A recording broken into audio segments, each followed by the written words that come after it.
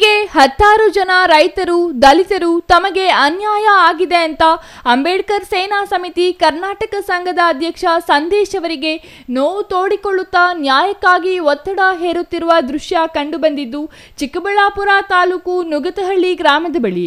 ನುಗತಹಳ್ಳಿ ಗ್ರಾಮದ survey number 51, 52, 54 ಸೇರಿ ವಿವಿಧ ಸರ್ವೆ ನಂಬರ್ಗಳ 60ಕ್ಕೂ ಹೆಚ್ಚು ಎಕರೆ ಜಮೀನನ್ನು ನಿವೃತ್ತ ಸರ್ಕಾರಿ ನೌಕರ ರಾಜರತ್ನಂ ಎಂಬುವವರು ಅಕ್ರಮವಾಗಿ ತಮ್ಮ ಸುಪರ್ದಿಗೆ ತೆಗೆದುಕೊಂಡಿದ್ದಾರೆಂದು ಗಂಭೀರ ಆಪಾದನೆ ಕೇಳಿಬಂದಿದೆ. ಇಡೀ ಚಿಕ್ಕಬಳ್ಳಾಪುರ ಜಿಲ್ಲೆಯಲ್ಲಿ ಅತಿ ದೊಡ್ಡ ಹಗರಣ ಅಂದರೆ ಸರ್ಕಾರಿ ಅಧಿಕಾರಿಗಳೇನಾದರೂ ಅಧಿಕಾರನ ದುರುಪಯೋಗ ಪಡಿಸ್ಕೊಂಡ್ರೆ ಸರ್ಕಾರಕ್ಕೆ ಬರಬೇಕಾಗಿರೋಂಥ ಜಮೀನು, ಬಡವ್ರಿಗೆ ಬರಬೇಕಾಗಿರೋಂಥ ಜಮೀನು, ಗ್ರಾಮಸ್ಥರಿಗೆ ಸೇರಬೇಕಾಗಿರೋಂಥ ಜಮೀನು ಯಾವ ಥರ ಲಪ್ಟಾಯಿಸ್ಬೋದು, ಯಾವ ಥರ ಮೋಸ ಮಾಡ್ಬೋದು ಅನ್ನೋದಕ್ಕೆ ತುಂಬ ಒಳ್ಳೆಯ ಉದಾಹರಣೆ ಇವತ್ತು ನಾನು ಆಧಾರಗಳ ಸಮೇತ ನಿಮ್ಗೆ ತೋರಿಸ್ತೀನಪ್ಪ. ಏನು ವಿಚಾರ ಅಂದರೆ ಚಿಕ್ಕಬಳ್ಳಾಪುರ ತಾಲೂಕು ನಂದಿ ಹೋಬಳಿ ನುಗಿತಹಳ್ಳಿ ಗ್ರಾಮ ಏನೋ ಇದು. ಇಲ್ಲಿ ಸರ್ವೆ ನಂಬರ್ 141, 143, 144, 153, 152, 151 ಈ ಜಾಗಗಳಲ್ಲಿ ಸುಮಾರು 50ರಿಂದ 60 ಎಕರೆ ಜಮೀನು. ಅದರಲ್ಲಿ ಒಂದು 30 ಎಕರೆ ಜಮೀನು ಸರ್ಕಾರದ ಹೆಸರಲ್ಲೇ ಐತೆ. ಇನ್ನೊಂದು 30-35 ಎಕರೆ ಜಮೀನು ಯಾರ ಹೆಸರಲ್ಲಿ ಐತಂದರೆ ಈ ರಾಜರತ್ನಂ ಅನ್ನೋ ಒಬ್ಬನ ಹೆಸರಲ್ಲಿ ಇದೆ. ಈ ರಾಜರತ್ನಂ ಅನ್ನೋ ವ್ಯಕ್ತಿಯ ಹಿನ್ನೆಲೆ ಏನಂದರೆ ಸರ್ಕಾರಿ ಅಧಿಕಾರಿಯಾಗಿ ಕೆಲಸ ಮಾಡ್ತಾನೆ, BA ಆಗ್ತಾನೆ, RI ಆಗ್ತಾನೆ, ಡೆಪ್ಯೂಟಿ ತಹಸೀಲ್ದಾರ್ ಆಗಿ ರಿಟೈರ್ಡ್ ಆಗ್ತಾನೆ ಆ ವ್ಯಕ್ತಿ.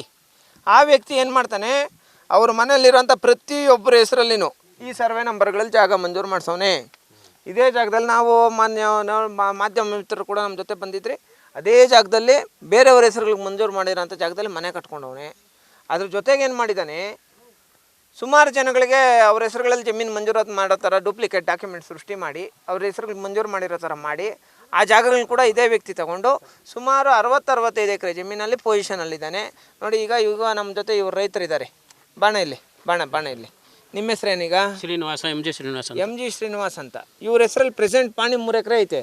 ಆದರೆ ಆ 3 ಎಕರೆಗೆ ಅವ್ನು ಕಾಂಪೌಂಡ್ ಹಾಕೊಂಡವನೆ, ವಿಂಗಡಣೆ ಮಾಡಿ 2 ಎಕರೆ ಸಪ್ರೇಟಾಗಿ ಮಾಡವನೆ.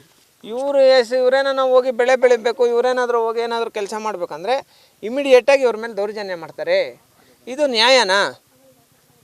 ರೆವೆನ್ಯೂ ಅಧಿಕಾರಿಗಳು, ಮಾನ್ಯ ತಹಸೀಲ್ದಾರ್ ಅವರು, ಮಾನ್ಯ ಜಿಲ್ಲಾಧಿಕಾರಿಗಳು ಈ ಕೂಡಲೇ ಈ ವಾರದಲ್ಲಿ ಈ ವಿಚಾರಕ್ಕೆ ಸಂಬಂಧಪಟ್ಟಂಗೆ ಸರ್ವೆ ಮಾಡಿಸಿ ಸರ್ಕಾರದ ಹೆಸರಲ್ಲಿರೋಂಥ ಜಾಗನ ಸರ್ಕಾರಕ್ಕೆ ಮತ್ತು ಈ ವ್ಯಕ್ತಿ ಇಲ್ಲೀಗಲ್ಲಾಗಿ ಮಂಜೂರು ಮಾಡ್ಕೊಂಡಿರೋಂಥ ಜಮೀನುಗಳು ಯಾವಾಗ ಆಗಿರೋದು ಸರ್ 2000 ಸುಮಾರು ವರ್ಷಗಳಿಂದ ಹಿಂಗೆ ಮಾಡ್ತಾವನೆ. ಯಾರಿಗೂ ಅವಕಾಶ ಕೊಡ್ತಾ 2001ರಿಂದ ಈ ಕಡೆನೂ ಜಾಸ್ತಿ ಮಾಡ್ಕೊಂಡಿದ್ದಾರೆ.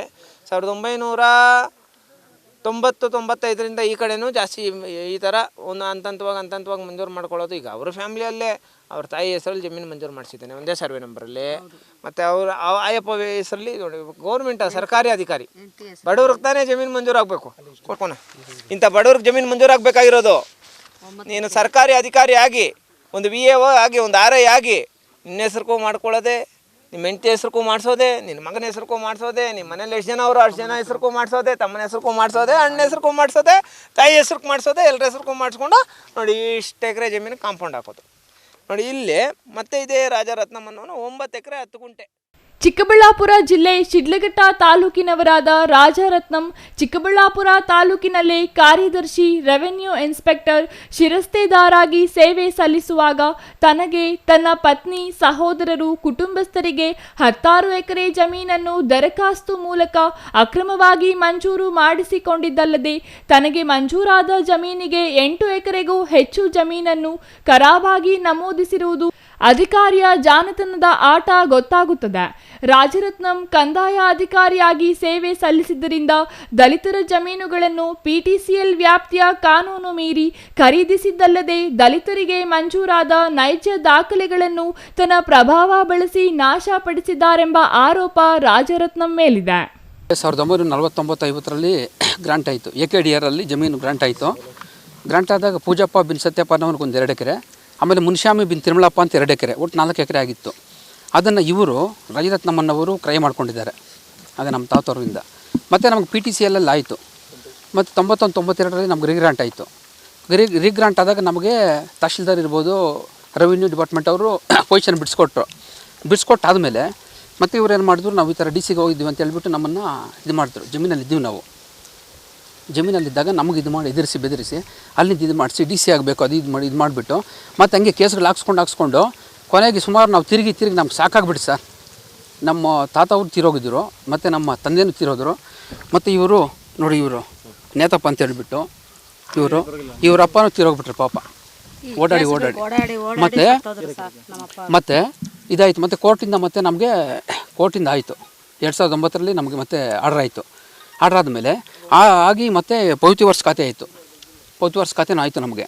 ಅದಾದಮೇಲೆ ಏಕಾಏಕಿ ಸರ್ಕಾರ ಅಂತ ಮಾಡಿಬಿಟ್ರು, ನಮ್ಮ ಜಮೀನು ಸರ್ಕಾರ ಅಂತ ಮಾಡಿಬಿಟ್ರು.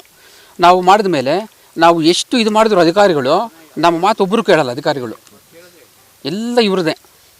ಈಗ ಸರ್ಕಾರ ಅಂತ ಯಾಕೆ ಮಾಡಿದ್ರು? ಪೊಸಿಷನಲ್ಲಿ ಇರಲಿಲ್ವ ಹಂಗಾರೆ? ಏಕಾಏಕಿ ಮಾಡಿಬಿಟ್ರು ಸರ್, ನಮಗೆ ತಿಳಿಸೇ ಇಲ್ಲ. ಪಾಣಿ ಇತ್ತು. ಸರ್ಕಾರ ಅಂತ ಯಾವ ವರ್ಷ ಮಾಡಿದ್ರು? 2012-13 ಆಮೇಲೆ ನೀವು ಫೈಟ್ ಮಾಡಲಿಲ್ವಾ ಸರ್? ಮಾಡ್ತಾ ಇದ್ದೀವಿ ನಾವು, ಇದುವರೆಗೂ ಫೈಟ್ ಮಾಡ್ತಾನೆ ಇದ್ದೀವಿ ನಾವು. ಅದಕ್ಕೆ ಸುಮಾರು 20 ವರ್ಷ ಏನು ಸರ್, ಏನು ನಾವು ಎಲ್ಲಿ ಇದು ಮಾಡಿದ್ರು ನಮಗೆ ಸಿಗ್ತಾ ಇಲ್ಲ. ಜಮೀನನ್ನು ಈ ಜಮೀನಲ್ಲಿ ಯಾರು ಪೊಸಿಷನ್ ಇದ್ದಾರೆ? ಎಲ್ಲರೂ ಇದ್ದಾರೆ ಸರ್. ಇದೆಲ್ಲ ಒಂದೇ ಪ್ಲಾಟು ನಮ್ಮದು. ಪೂಜಾಪನ ಜಮೀನು ಇರ್ಬೋದು, ಮುನಿಶ್ಯಾಮ್ ತಿರುಮಲಾಪನ ಜಮೀನು ಇರ್ಬೋದು, ಎಲ್ಲರೂ ಇವರೇ ಹಾಕ್ಕೊಂಡಿದ್ದಾರೆ. ಬಡವ್ರದ್ದು ಇವ್ರದ್ದು ಎಂ.ಡಿ. ಶ್ರೀನಿವಾಸ್ ಇರ್ಬೋದು. ಇನ್ನು ಘಟನೆ ಬಗ್ಗೆ ಪ್ರತಿಕ್ರಿಯಿಸಿ ಸರ್ಕಾರಕ್ಕೆ ಸವಾಲು ಹಾಕಿದ ನಿವೃತ್ತ ಕಂದಾಯ ನೌಕರ ರಾಜರತ್ನಂ, ನಾನು ನ್ಯಾಯಯುತವಾಗಿ ಜಮೀನು ಪಡೆದಿದ್ದೇನೆ.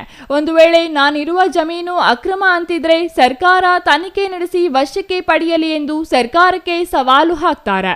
ರಾಜರತ್ನಂ ಅವರ ಕಾರ್ಯವೈಖರಿಯ ಬಗ್ಗೆ ಈ ಹಿಂದೆಯೇ ಕಂದಾಯ ಇಲಾಖೆಯ ಅಧಿಕಾರಿಗಳು ಶಿಸ್ತು ಕ್ರಮಕ್ಕೆ ಒತ್ತಾಯಿಸಿದ್ರು. ಯಾವುದೇ ಕ್ರಮಕ್ಕೆ ಮುಂದಾಗದಿರುವುದು ನೋಡಿದರೆ ರಾಜರತ್ನಂ ಅವರ ಪ್ರಭಾವ ಬಿಡಿಸಿ ಹೇಳಬೇಕಾಗಿಲ್ಲ. 60 ವರ್ಷ ಆಯಿತು. ನಾವಿಲ್ಲೇನೋ ಅಕಸ್ಮಾತ್ ಬಂದ್ವಿ, ಯಾವುದೋ ಜಮೀನು ತೊಗೊಂಡ್ವಿ, ಇಲ್ಲೇ ಡೆವಲಪ್ ಮಾಡ್ಕೊಂಡು ಇಲ್ಲೇ ಇದ್ವಿ. ಹೌದು. ತಾವೇನಾಗಿದ್ರಿ ಸರ್? ಸರ್ ನಾನು ರೆವಿನ್ಯೂ ಇನ್ಸ್ಪೆಕ್ಟ್ರು, ಡೆಪ್ಟಿ ತಹಸೀಲ್ದಾರ್ ಎಲ್ಲ ಆಗಿದೆ. ನಾನು ಈ ಏರಿಯಾ ಅಲ್ಲ, ನಾನೆಲ್ಲ ಹೊರಗಡೆ ಬೇರೆ ಕಡೆ ಇದ್ದೀನಿ. ಇಲ್ಲಿ ಜಮೀನು ಇಲ್ಲ ಇಲ್ಲಿ ನಾನು ಯಾವುದೇ ಹುದ್ದೆನಲ್ಲಿ ಇಲ್ಲ. ಈ ಏರಿಯಾನಲ್ಲಿ ಇಲ್ಲಿ ಜಮೀನು ತೊಗೊಂಡು ಎಷ್ಟು ವರ್ಷ ಆಯ್ತು? 50 ವರ್ಷ. 1970 ಸ್ಟಾರ್ಟಿಂಗು. ಸ್ಥಳೀಯರು ಏನು ಹೇಳ್ತಾರೆ, ಗ್ರಾಂಟ್ ಮಾಡ್ಕೊಂಡಿದ್ದಾರೆ, ಕುಟುಂಬ ಟೋಟಲ್ ಎಲ್ಲರಿಗೂ ಗ್ರಾಂಟ್ ಮಾಡ್ಕೊಂಡಿದ್ದಾರೆ. ಸರ್ ನಿಜ. ಸರ್ಕಾರಕ್ಕೆ ಕೇಳಿ ಕಿತ್ತಾಕ್ಲಿ, ಬೇರೆಯವ್ರಿಗೆ ಕೊಡಲಿ, ಬೇಡ ಅಂತೀವ ನಾವು. ಸರ್ಕಾರಕ್ಕೆ ಗೊತ್ತಿದೆಯಲ್ಲ, ಸರ್ಕಾರ ದುರುಪಯೋಗ ಪಡಿಸ್ಕೊಂಡಿದ್ದು ಸರ್ಕಾರ ಕಿತ್ಕೋತಾರೆ, ಬಿಡ್ತಾರೆ. ಏನೋ ಎಲ್ರಿಗೂ ಒಂದೇ ಅಲ್ಲ ಕಾನೂನು. ಇಲ್ಲಿ ಎಷ್ಟು ಎಕರೆ ಇದೆ ಸರ್ ನಿಮ್ಮಲ್ಲಿ? ಇದೇ ಒಂದು 30 ಎಕರೆ ಇರ್ತದೆ. ಹಾಂ, ಅಲ್ಲ ಸರ್ಕಾರಿ ಅಧಿಕಾರಿಯಾಗಿ ಇಷ್ಟೊಂದು ಎಕರೆ ಸಂಪಾದನೆ ಮಾಡಿದ್ದಪ್ಪ. ನೀ ಅದನ್ನ ಯಾಕೆ ಒತ್ತಿ ಕೇಳ್ತೀಯ? ಹೇಳಿದ್ನಲ್ಲ, ನೀವು ಸರಿ, ಕರೆಕ್ಟ್. ನಾವು ಸಂಪಾದನೆ ಮಾಡಿದ್ವಿ. ಬಟ್ ಪಾಣಿಗಳೆಲ್ಲ ದರ್ಖಾಸ್ತು ತಗೊಳ್ಳಿ ಬಿಡಿ, ಸರ್ಕಾರಕ್ಕೆ ಹೇಳಿ, ತಹಸೀಲ್ದಾರ್ಗೆ, SDC ಹೇಳಿ ತಗೊಂಡ್ದಾಕ್ಲಿ, ಬೇಡ ಅಂತೀವ ನಾವು. ಈಗ ಸುಮಾರು ವರ್ಷ ಸಾರಿ ಅಳತೆ ಮಾಡಿದ್ದಾರೆ, ಬೇಕಾದ ಸರಿ ಎಲ್ಲ ಎನ್ಕ್ವೈರಿಗಳು ಮಾಡಿದ್ದಾರೆ. ಲೋಕಾಯುಕ್ತ ಎಲ್ಲ ಮೊನ್ನೆ ಎನ್ಕ್ವೈರಿ ಆಯಿತು. ದಲಿತರ ಜಮೀನೆಲ್ಲ ಹಾಕೊಂಡಿದ್ದೀರಾ? ಹಾಕ್ಕೊಂಡ್ರೆ ದಲಿತರು ಬಿಟ್ಬಿಡ್ತಾರೆ ಸರ್, ಬಿಡಲ್ಲ. ಊರಲ್ಲೆಲ್ಲ ಎಗೇನೆಸ್ಟ್ ಇಷ್ಟೊಂದು ಕಟ್ಕೊಂಡಿದ್ದೀರಾ ಯಾಕೆ? ಊರಲ್ಲೆಲ್ಲ ತೋರಿಸ್ಲೇನು ಅರ್ಜಿ ದಾರಿಗೆ ಅಂತ ಮೊನ್ನೆ ಒಂದು ಅರ್ಜಿ ಬರ್ಸ್ಕೊಂಡು, ದಾರಿ ಬೇಕು, ಅಲ್ಲಿ ದಾರಿ ಬಿಡಿಸ್ತೀವಿ, ಊರಲ್ಲೆಲ್ಲ ರುಜುಗಳು ಹಾಕ್ಸ್ಕೊಂಡಿದ್ದೆ. ಅದ್ರ ಮೇಲೆ ಎಲ್ಲ ನನ್ನ ಮೇಲೆ ಬರ್ದಿದ್ದಾರೆ. ನಾನು ಏನು ಮಾಡಲಿ ಅದಕ್ಕೆ? ಅದು ಸತ್ಯತೆ ಸರ್ಕಾರ ತನಿಖೆ ಮಾಡಲಿ. ನಾನು ಹೇಳೋದು ಕಮಿಟಿಯಲ್ಲಿ ನಿಮ್ಮೊಂದು 1.5 ಎಕರೆ, ನಿಮ್ಮ ಮಿಸಸ್ಗೆ 1.5 ಎಕರೆ, ಮಗನಿಗೆ 1.5 ಎಕರೆ ಆ ಥರ ಗ್ರಾಂಟ್ ಆಗಿದೆಯಲ್ಲ? ಇಲ್ಲ, ನೋಡಿ ನೀವು ದಾಖಲೆ ನೋಡಿಲ್ಲ, ನೀವು ನೋಡಿಲ್ಲ. ಸುಳ್ಳು. ನಮ್ಮ ಹೆಸರಿಗೆ, ನನ್ನ ಮಗಳಿಗೆ, ಮುಂಜಾನೆಗೆ ಅವೆಲ್ಲ ಸುಳ್ಳು. ಅವ್ರು ನಿಮಗೆ ತಪ್ಪು ಮಾಹಿತಿ ನೀಡಿರ್ತಾರೆ ಅಷ್ಟೇ. ಅದು ಬಿಟ್ಟು ಸರ್ಕಾರಿ ಜಾಗನೂ 30 ಎಕರೆ ನೀವು ಸರ್ಕಾರ ತಗೊಳ್ಳಿ ಸರ್, ಬಿಡ್ತಾರೆ ಸರ್. ಸರ್ಕಾರ 30 ಎಕರೆ ಮಾಡ್ಕೊಂಡ್ರೆ ಅಲ್ಲಿ 1.5 ಎಕರೆಗೆ ಗಲಾಟೆ ಮಾಡ್ತಿದ್ದಾರೆ. ಅಧಿಕಾರದಲ್ಲಿದ್ದಾಗ ದುರ್ಬಳಕೆ ಮಾಡ್ಕೊಂಡಿದ್ದೀರಾ ಅಂತ? ಅಯ್ಯೋ, ಸರ್ಕಾರ ವಾಪಸ್ ತಗೊಳ್ಳಿ ಬಿಡಿ. ನಂದು ಏನು ನಾನು ಮಾಡ್ಕೊಂಡಿದ್ರೆ ತನಿಖೆ ಮಾಡ್ಕೊಳ್ಳಿ. ಅದ್ರ ಬಗ್ಗೆ ನಾನು ಎರಡನೇ ಮಾತಿಲ್ಲ. ನಾವು ಇದು ಮಾಡಿದ್ದೀವಿ ಅಂದರೆ ಈಗ ಎಷ್ಟು ಸಾರಿ ಮಾಡಿದ್ರು ತನಿಖೆ. ಒಟ್ಟಿನಲ್ಲಿ ಅಧಿಕಾರದಲ್ಲಿದ್ದು ಬಡವರ, ದೀನ ದಲಿತರು ಸೇರಿ ಸಮಾಜದ ಸೇವೆ ಮಾಡಬೇಕಾದ ವ್ಯಕ್ತಿಯೇ ತನಗೆ ಬೇಕಾದಂತೆ ಕೆಲಸ ಮಾಡಿಕೊಂಡು ಬೇಲಿಯೇ ಎದ್ದು ಹೊಲ ಮೇಯ್ದ ಕಥೆಯ ಪಾತ್ರಧಾರಿಯಂತೆ ವರ್ತಿಸಿರೋದು ಎಷ್ಟರ ಮಟ್ಟಿಗೆ ಸರಿ ಅನ್ನೋದು ನಾಗರಿಕರ ಪ್ರಶ್ನೆಯಾಗಿದೆ. ಇನ್ನು ತನ್ನ ಸಾಚಾತನದ ಬಗ್ಗೆ ಕಂದಾಯ ಇಲಾಖೆಗೆ ಸವಾಲು ಹಾಕಿರುವ ರಾಜರತ್ನಂ ಅವರ ಕಾರ್ಯವೈಖರಿಗೆ ಚಿಕ್ಕಬಳ್ಳಾಪುರ ಜಿಲ್ಲಾಡಳಿತ ಉತ್ತರ ನೀಡಬೇಕಿದೆ. Thoudanahalli Ramesh, CTV news, Chikkaballapur.